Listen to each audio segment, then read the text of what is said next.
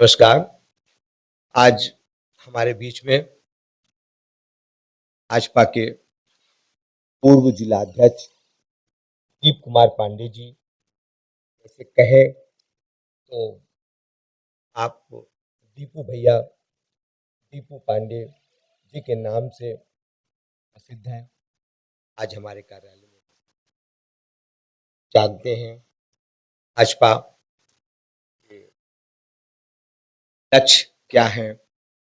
पंचायत चुनाव, विधानसभा चुनाव, जातिगत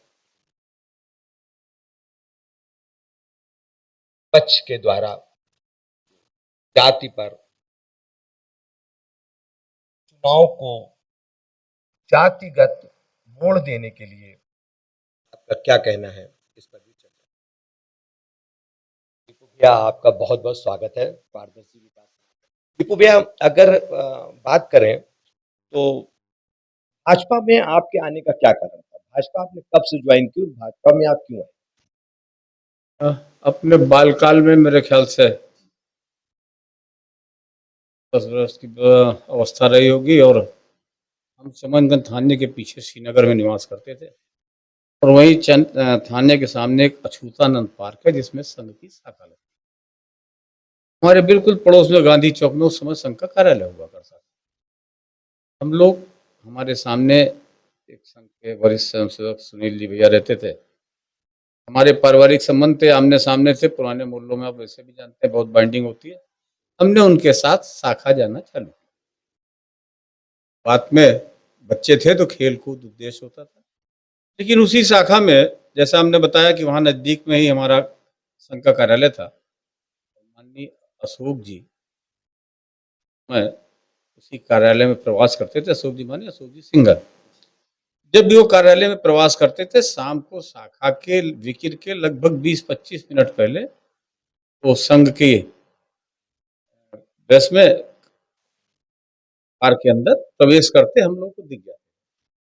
हम लोग बच्चे थे, जब अशोक जी को आते देखते थे तो मन में एक बड़ी झुंझलाहट सी होती थी कि फलाने आ गए और अब जो है कबड्डी नहीं होगी आज। क्योंकि होता यह था, जब अशोक जी आ जाते थे तो हम लोग को व्रत में बैठा दिया जाता। वो कुछ बौद्धिक देते थे और हम लोग जमीन पे अपने बचपन में कट्टम काट खेला करते थे, 3 कट्टम 3 जीरो वाले से। लेकिन उस बौद्धिक ने अवचेतन मस्तिष्क पर जो प्रभाव डाला, जिस चीज को हम नहीं सुनते थे ध्यान लगा के, लेकिन उसके बाद भी जो दिमाग में गया, उसने हमको एक स्वयंसेवक, एक राष्ट्र के प्रति समर्पण की भावना, राष्ट्र के विकास के लिए, राष्ट्रवाद के लिए एक समर्पित कार्यकर्ता के रूप में स्थापित किया। और यही सबसे बड़ा कारण है। लेकिन भाजपा पर हमेशा विपक्ष ने एक आरोप लगाया है कि भाजपा जातिवाद की राजनीति करती है। जातवाद की राजनीति तो वो अब आरोप लगा रहे हैं। पहले तो हमको दक्षिणपंथी विचारधारा माने हिंदुत्व की विचारधारा वाला। देश का दुर्भाग्य है कि जिस नाम से जाना जाता है हिंदुस्तान या भारत, भारत हम सब जानते हैं, भरत के नाम पे पड़ा, राजकुमार भरत के नाम पे पड़ा, और हिंदुस्तान हिंदुओं के नाम पे। आजादी के बाद जो हमारे यहाँ राजनीतिक नेतृत्व था, जिस भी दल का, सब जानते कांग्रेस का, उसने इस बहुसंख्यक समाज को दरकिनार करते हुए, इसके ऊपर अन्य समाजों को वरीयता देते हुए, उन्होंने अपनी राजनीति में सत्ता पाने का जो तरीका खोज रखा था, उसमें हमारी हिंदुत्व की विचारधारा का दमन हो रहा है। और भारतीय जनता पार्टी इस देश की संस्कृति, इस देश के मूल लोगों के विकास की, और सबका सबका साथ सबका विकास जो अभिमान्य मोदी जी कहते हैं, ये हमारे शुरू से धारणा रही है। ये शब्द, ये स्लोगन मोदी जी ने दिया है। हमारी राजनीतिक विचारधारा तो शुरू से। तो हम ये जो हिंदुत्व की चल रहे हैं, इस विचारधारा में हम कहाँ तक सफल? देखिए, विचारधारा में हम कहाँ तक सफल हैं, ये बात तो इस बात से स्थापित हो जाती है कि आज से 25-30 वर्ष पूर्व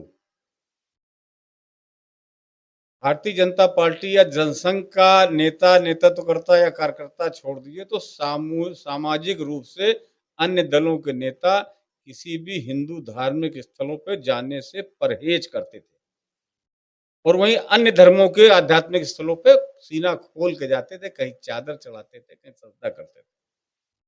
लेकिन पिछले 15-20 वर्षों की राजनीति में आपने देखा है, भले ही चुनाव के समय कोई टी-शर्ट पे जनेऊ डाल के घूमता है, तो कोई बजरंगबली की जय बोलता है और कहता है भगवान सबके हैं। तो हमने ये सफलता तो प्राप्त की है कि समस्त राजनैतिक दलों को इस बहुसंख्यक समाज के वोट की कीमत समझा दी है और ये बता दिया है कि इसकी अवहेलना करके इस देश पे सत्ता करने का स्वप्न केवल दुःस्वप्न साबित होगा, कभी पूरा नहीं होगा। अच्छा, अभी कल एक मीटिंग के दौरान अखिलेश जी ने सपा अहिल्याबाई, जिन्होंने एक तरह से कहें तो धार्मिक स्थलों का पुनरुद्धार किया अहिल्याबाई जी ने, उन्होंने बोला कि अगर मेरी सरकार बनेगी तो मैं बाई जी की सोने की प्रतिमा बनवाऊंगा। ये अगर और मगर क्या होता है? क्या अखिलेश जी की सरकार इसके पहले बनी नहीं थी क्या? क्या अखिलेश जी के स्वर्गीय पिताजी मुलायम सिंह जी ने इस प्रदेश में शासन नहीं किया क्या? क्या केवल इस प्रदेश में आज़ादी के बाद से केवल भारतीय जनता पार्टी का ही शासन रहा है क्या? इसके पहले हिंदू संस्कृति के ये महान लोग क्यों नहीं इनके बारे में हमारे समाज का बच्चा या हमारे समाज के लोग जान पाए? हम में से कितने लोग अहिल्याबाई होलकर के बारे में जानते हैं? हम में से कितने लोग गुरु गोविंद सिंह जी के उन 4 बलिदानी बच्चों के बारे में जानते हैं? हम में से कितने लोगों ने गुरु तेग बहादुर के शिष्यों का जिस तरह से क्रूरतम बलिदान हुआ, गुरु तेग बहादुर के जैसे क्रूरतम बलिदान हुआ, ये हमारे इतिहास का, हमारी संस्कृति का हिस्सा है, इसको क्यों दबाए रखा गया? इस देश में क्यों चंद्रशेखर आजाद, भगत सिंह को डकैतों की तरह जो है उनके बारे में शब्दावली इस्तेमाल की गई? क्यों नहीं उन्हें भारतीय क्रांति का जो है स्वतंत्रता की क्रांति का नायक बनाया? इस पे विचार करना होगा। इस देश की अस्मिता को हमेशा दबा के रखने का प्रयास किया राजनीतिक दलों ने कि इस देश की संस्कृति से अगर इस देश का बच्चा, इस देश का युवा जानकार हो जाएगा, तो उसके अंदर जो आत्म गौरव की भावना होगी, उस देश के संस्कृति को स्थापित करेगी। इसलिए हमेशा इसके साथ आज वो कह रहे हैं सोने ना 9 मन तेल होगा, ना राधा नाचेगी। तो उसका कारण ये नहीं अखिलेश जी से हमें कोई वो नहीं है, लेकिन उन्होंने राजनीति में कोई संघर्ष नहीं किया है।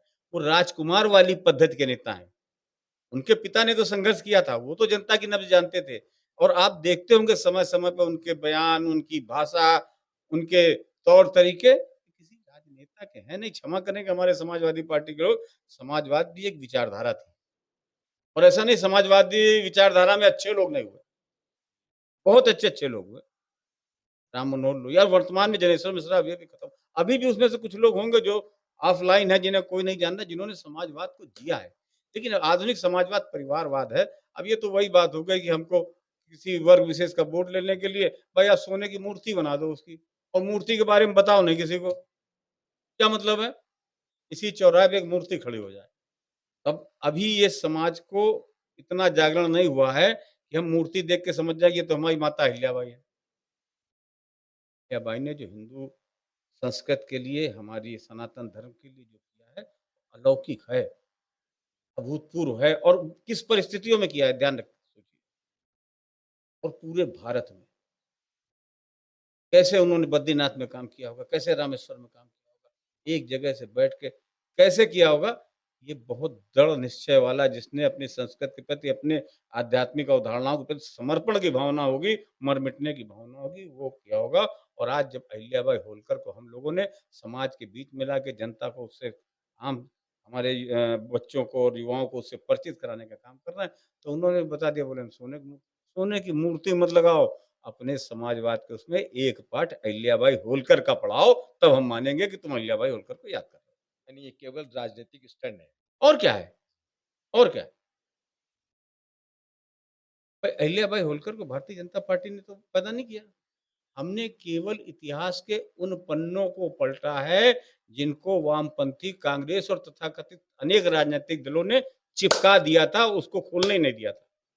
जहाँ वो पन्ने होते थे, हम पन्ना पलटते थे, तो 10 पन्ने अपने आप पलट जाते थे और उसके अंदर हमारी भारतीय संस्कृति के स्वतंत्रता संग्राम के जननायक छुपे थे केवल और कुछ नहीं था। वो सारे कापुरुष इतिहास का हिस्सा हैं, लेकिन हमारे सारे नेतृत्वकर्ता, सारे राष्ट्रीय नायक इस इतिहास का हिस्सा नहीं है। ये हमारे देश का दुर्भाग्य है। हमारी एक पीढ़ी निकल गई है जिसको इसके बारे में जानकारी नहीं। अच्छा, जैसे कि कहते हैं कि अब पीडीए ही देश पे राज करेगा और पीडीए के तहत हम पीडिया सभी को लेकर के चल रहे हैं। इस पर क्या कहना? देखिए, स्वप्न या स्वप्न देखने की सबको आ जाती है।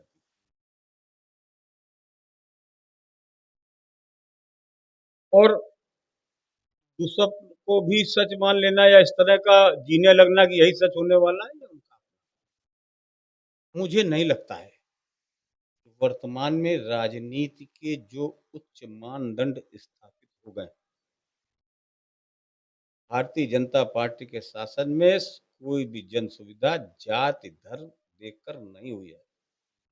कोई भी सरकारी योजना, चाहे स्वास्थ्य की हो, कोई भी जनहितकारी योजना, चाहे मकान तक, किसी भी योजना को, सामूहिक विवाह की हो, शिक्षा की हो, कभी जाति और धर्म नहीं देखा गया है। आज जो पीडीए की बात कर रहे हैं, इनके शासन का अनुभव है लोगों को।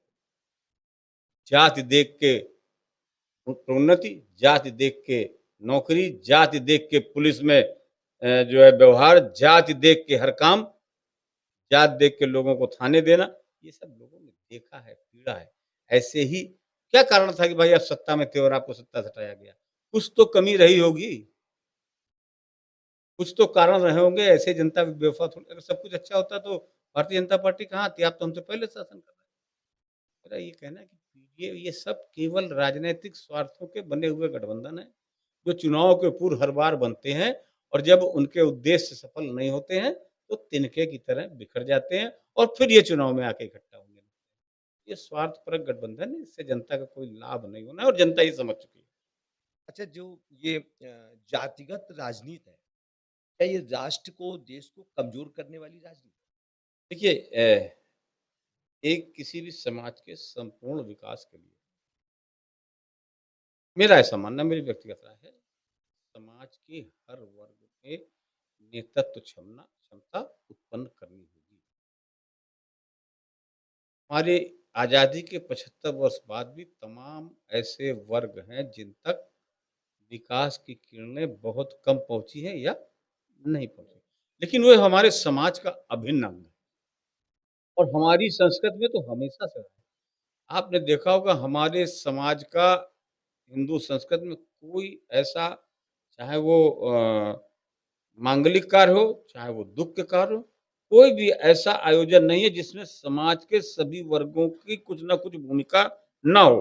हर एक की भूमिका तय है। अब आज जब भारतीय जनता पार्टी का नेतृत्व उन सबको नेतृत्व देने की बात कर रहा है, उनके बीच से नेतृत्व, उन तक शिक्षा पहुँच रही है, उन तक विकास पहुँच रहा है, उनकी उन्नति की जा रही है, उन्हें डेवलप किया और उनसे नेतृत्व निकाला। क्योंकि एक बात तो सच है कि जब जब तक उस समाज से नेतृत्व नहीं निकलेगा, तब तक उस समाज का संपूर्ण विकास नहीं होगा। जातिगत राजनीति तो वो लोग करते हैं जो जात के नाम पे वोट माँगे और ऐसा हमारे विपक्षी कर रहे हैं। अभी भी आप देख रहे हो जो घटना होती है उसमें वो जात का चश्मा लगा देते हैं। उनके पास एक ही पैमाना है, वहाँ वो अपराध को अपराध की दृष्टि से नहीं देख रहे हैं। वो अपराध को जातिगत आधार पर देख रहा है। ब्राह्मण ने किया कि बैकवर्ड ने किया कि हरिजन ने किया कि मुस्लिम ने किया, और हम कहते हैं अपराध की केवल एक जात अपराधी है, अपराधी जो भी हो उसे उसका दंड मिलना चाहिए, उसे समा, तो जातिगत राजनीति अगर जात के विकास के लिए हो रही है, सभी वर्गों को नेतृत्व देने के लिए हो रही है, तो इसका लाभ होने वाला है। अगर जातिगत राजनीति दीपू पांडे या कोई भी राजनीतिक दल अपने फायदे के लिए कर रहा है, उनको कुछ समय के लिए सम्मोहित करके उनका वोट लेके सत्ता प्राप्त करके उसका दोहन करना चाहता है, तो इसका नुकसान होगा। और हमें लगता है सारे समाज कि अब कोई भी समाज ऐसा नहीं है जो वर्तमान राजनीति और वर्तमान स्थितियों से पूर्णतः अनभिज्ञ हो। उसे दिख रहा है कि देश और प्रदेश किनके हाथों में सुरक्षित है। तो इसलिए जातिगत राजनीति करने वालों का तो राजनीति से स्थान लगभग-लगभग। अच्छा, ये जैसे कि अभी अब हम बात करें तो हम वर्ष मना रहे हैं 11 साल बेमिसाल। तो इस नारे का बेसिक उद्देश्य क्या है? आने का उद्देश्य, हम राजनीतिक दल हैं। हम अपने कार्यों से, अपनी एक्टिविटीज़ से साल के 12 महीने जनता के बीच में रहते हैं। राजनीतिक दल नहीं है जो केवल चुनाव में आते हैं और वोट मांगते हैं। हम जनता के हर सुख-दुख में जनता के सामने अपना रिपोर्ट कार्ड रखते हैं, हर वर्ष रखते हैं। अब की 11 वर्ष हुए इसलिए 11 वर्ष का रख रहे हैं। पिछले साल 10 वर्ष हुए थे, ये मोदी जी ने प्रधानमंत्री बनने के बाद एक परंपरा डाली। प्रतिवर्ष 1 वर्ष पूरा होने पे उस सरकार की उस समय तक क्या-क्या उपलब्धियाँ नहीं, वो जनता के बीच ले जाते हैं। जिस जनता ने उन्हें प्रधानमंत्री के रूप में चुना है, उसके सामने अपनी कॉपी लेके जँचवाते हैं कि देखो हमने ये किया है। तो वैसा ही ये कार्यक्रम 11 साल बेमिसाल का भी है और हम सब जानते हैं माननीय प्रधानमंत्री जी के नेतृत्व में हमने हर दिशा में चतुर्मुखी प्रगति की है। कोई भी कोना ऐसा नहीं है जहाँ पे भारत ने एक स्टेट डेवलपमेंट नहीं किया हो। आप किसी भी क्षेत्र को उठा के देख लें, आप विकास को देख लें, भौतिक विकास को देख लें, सामाजिक विकास को देख लें, सांस्कृतिक विकास को देख लें, आध्यात्मिक विकास को देख लें। सामाजिक विकास की जब हम बात करते हैं, तो समाज के हर वर्ग को हमने हाथ बढ़ा के एक साथ लाने का, एक साथ उनका जो है विकास करने का प्रयास किया है। जब हम सांस्कृतिक विकास की बात करते हैं, तो भारत की अमूल धरोहर जो हमारी संस्कृति से संबंध रखती है, उनको संरक्षित करने का, उन्हें सुंदरीकरण करने का, उन्हें स्थापित लगातार प्रयास किया है। इसी तरह आध्यात्मिक चीज़ों करते हैं, तो हमने उन दुर्गम स्थलों पे यात्राओं को सुगम बनाने का सफल प्रयास किया है, जहाँ पे पहले जाने में बहुत कठिनाइयाँ होती थी और अगर हम भौतिक विकास का करें, तो ये सड़कें, ये पुल, ये रेलवे, ये वायुयान, गरीबों को मकान, गरीबों को स्वास्थ्य, गरीबों को चिकित्सा, गरीबों को शिक्षा और इस तरह की तमाम योजनाएँ। तो हम इन चारों क्षेत्रों में विकास की जो लगातार सीढ़ियाँ चढ़ रहे हैं और हर वर्ष में जितनी उपलब्धि हम हासिल करते हैं, उसको लेके अपने मालिक, लोकतंत्र की मालिक जनता होती है। हम जनता के बीच में जाते हैं, अपना रिपोर्ट कार्ड देते हैं, हमें उससे ऊर्जा मिलती है और ज़्यादा अच्छा कार्य करने की, यही इस कार्यक्रम का उद्देश्य है। एक व्यक्तिगत प्रश्न, जी। कानपुर दक्षिण में जो पूर्व जिलाध्यक्ष थे, वही पुनः रिपीट हुए, लेकिन उत्तर में जिला अध्यक्ष बदल दिए गए हैं। क्या दीपू भैया को कोई बड़ा पोर्टफोलियो देने की तैयारी है? ये नेतृत्व का निर्णय होता है। नेतृत्व ने दक्षिण में राम जी को कंटिन्यू किया है, नेतृत्व का निर्णय है। सहयोगी उनका अच्छा काम भी उसके पीछे है और उत्तर में जो उन्होंने परिवर्तन किया उसके पीछे भी नेतृत्व के मन में कोई ना कोई रही होगी। हमने तो अगर सच बताएं तो जिला अध्यक्ष बनने के बारे में भी नहीं सोचा। यही संगठन है। हमने जितना काम संगठन ने दिया, हमने मंडल से काम चालू किया, मंडल अध्यक्ष से स्थानीय निकाय के प्रदेश पदाधिकारी रहे, क्षेत्र में मीडिया प्रभारी रहे, जिले के कई पदों में रहे। इसके बाद 2007 से लगातार हम चुनाव में विधानसभा प्रभारी किसी न किसी विधानसभा को 2022 में हमको विनती भेजा गया था, आप लोगों के आशीर्वाद से सहयोगी को गई थी, फिर भी हम जीत के आए थे। तो कुल जमा ले दे के नेतृत्व का निर्णय होता है, नेतृत्व की बड़ी सोच होती है। हो सकता है कि उन्हें यहाँ पे परिवर्तन की आवश्यकता और इसलिए परिवर्तन किया। जिनको अध्यक्ष बनाया वो भी बहुत अच्छे हैं, पुराने कार्यकर्ता हैं हमारे साथ। ठीक है? तो ये नेतृत्व का निर्णय और मेरे लिए संगठन ने क्या सोचा है संगठन जाने। हमने मेरी कोई महत्वाकांक्षा नहीं है कि हम और मेरा शुरू से ये स्वभाव रहा है कि हम बहुत माँगने-मूँगने में विश्वास नहीं करते हैं। काम करते हैं, आकलन करना बड़ों का काम है, जिस योग्य समझेंगे देंगे और नहीं भी देंगे तो जो दे दिया है उससे मैं बहुत संतुष्ट हूँ। एक आखिरी, भाजपा कार्यकर्ताओं को और समाज को एक वरिष्ठ कार्यकर्ता होने के नाते क्या संदेश देना चाहिए? फिर वही जो हम अपने शुरुआती दौर से कहते आ रहे हैं कि हमने एक सूत्र में पिरो के उनको विकास की मुख्य धारा में लाना है। यही हमारा राजनैतिक उद्देश्य है, यही हमारा सामाजिक उद्देश्य है। हमारा कार्यकर्ता बहुत मेहनती, बहुत परिश्रमी और बिल्कुल मैं कहूँ बिना किसी लोभ के जो है काम करता है और उन्हीं की मेहनत का परिणाम है कि हम लोग आज शहर से लेके राष्ट्र तक हमारी पार्टी सत्ता में है। एक तो अपने सभी कार्यकर्ताओं को आभार व्यक्त करते हैं और फिर उनसे कहते हैं कि अभी लक्ष्य पूरा नहीं है। हमारी नीतियों का, हमारे सपनों का भारत, हमारे सपनों का देश, हमारे और अभी अपने लक्ष्य की ओर बढ़ रहा है, लक्ष्य प्राप्त नहीं कर चुका है।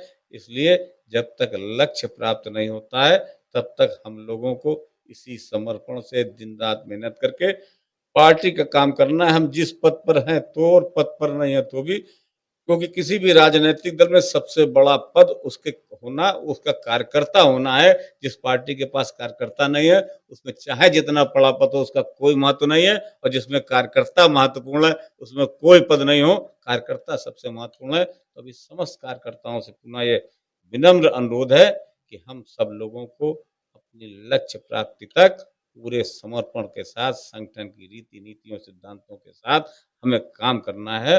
और हमने अपने आप को पुनः भारत माता को उस जगत गुरु के आसन पे, अपने देश को पुनः जगत गुरु के आसन पे स्थापित करना है और भारत माता को उसको परम वैभव को प्राप्त कराना है। यही हमारा राजनीति का उद्देश्य है। हमारे सब सहयोगी कार्यकर्ता इसमें लगातार। बहुत बहुत नमस्कार।